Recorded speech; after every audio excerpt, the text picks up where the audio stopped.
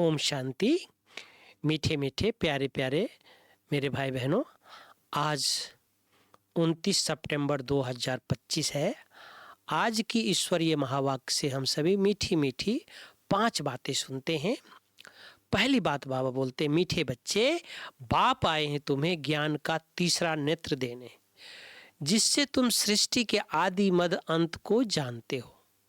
बाप आए हैं तुम्हें ज्ञान का तीसरा नेत्र देने, जिससे तुम सृष्टि के आदि मध्य अंत को जानते हो।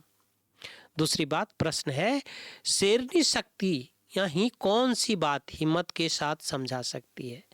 शेरनी शक्तियां ही कौन सी बात हिम्मत के साथ समझा सकती है? उत्तर है, दूसरे धर्म वालों को यह बात समझाना है कि बाप कहते हैं तुम अपने को आत्मा समझो, परमात्मा नहीं। दूसरे धर्म वाले कहते हैं कि मैं ही परमात्मा हूँ। तो उनको कहते समझाओ कि स्वयं भगवान कहते हैं कि तुम अपने को आत्मा समझो, परमात्मा नहीं। आत्मा समझकर बाप को याद करो तो विकर्म विनाश होंगे और तुम मुक्ति धाम में चले जाएंगे। परमात्मा समझने से तुम्हारे विकर्म विनाश नहीं हो सकते हैं। परमात्मा समझने से तुम्हारे विकर्म विनाश नहीं हो सकते। जिस सभी कहते दूसरे धर्म वाले शिवोहम शिवोहम, तो कहते खुद को भगवान समझने से विकर्म विनाश नहीं हो सकते हैं। यह बात बहुत हिम्मत से शेरनी शक्तियां ही समझा सकती हैं। यानी जो हिम्मत वाले भाई बहने होंगे वही समझा सकते। ये बात समझाने का भी अभ्यास चाहिए, समझाने का ही भी अभ्यास चाहिए। निडर हो करके समझाना है। आज का गीत भजन है, नैनहीन को राह दिखाओ प्रभु, पग पग ठोकर खाऊं मैं। नैनहीन को राह दिखाओ प्रभु, पग पग ठोकर खाऊं मैं। आज की ये गीत बजा है। आज की तीसरी पॉइंट है, यह पुरानी दुनिया अब खत्म होने वाली है। बाबा कहते ये पुरानी दुनिया अब खत्म होने वाली है, इसलिए इस दुनिया का संन्यास करना है। पुरानी दुनिया समाप्त होने वाली है, इसलिए इस पुरानी दुनिया का संन्यास करना है। दुनिया को छोड़ करके कहाँ जाना नहीं है, दुनिया को छोड़ करके कहीं जाना नहीं है।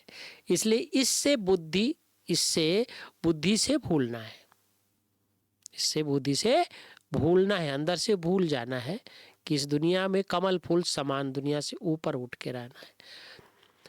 निर्माण धाम में जाने के लिए पूरा पूरा पावन बनना है। रचना के आदि मध्य अंत को पूरा समझ करके नई दुनिया में उच्च पद पाना है।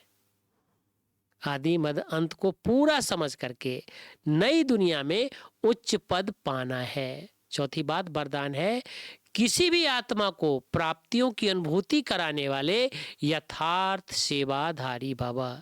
किसी भी आत्माओं को प्राप्तियों का अनुभूति कराने वाले यथार्थ सेवाधारी भव। यथार्थ सेवा भाव अर्थात सदा हर आत्मा के प्रति शुभ भाव, श्रेष्ठ कामना का भाव, सेवा भाव अर्थात हर आत्मा को भावना प्रमाण फल देना। सेवा अर्थात किसी भी आत्मा को प्राप्ति का मेवा अनुभव कराना। ऐसी सेवा में तपस्या साथ साथ होती है। ऐसी सेवा में तपस्या साथ साथ होती है। जहाँ यथार्थ सेवा भाव है वहाँ तपस्या का भाव अलग नहीं। जिस सेवा में त्याग तपस्या नहीं वह है नामधारी सेवा। जिस सेवा में त्याग तपस्या नहीं वो सेवा क्या है? नामधारी सेवा है। इसलिए त्याग तपस्या और सेवा के कंबाइंड रूप द्वारा सच्चे यथार्थ सेवाधारी बनो। सच्चे और यथार्थ सेवाधारी बनो, नामधारी सेवाधारी नहीं। पांचवी बात स्लोगन है, नम्रता और धैर्यता का गुण धारण करो तो क्रोधाग्नि भी शांत हो जाएगी। नम्रता और धैर्यता का गुण धारण करो तो क्रोधाग्नि शांत हो जाएगी। ओम शांति, ओम शांति। Thank you Baba.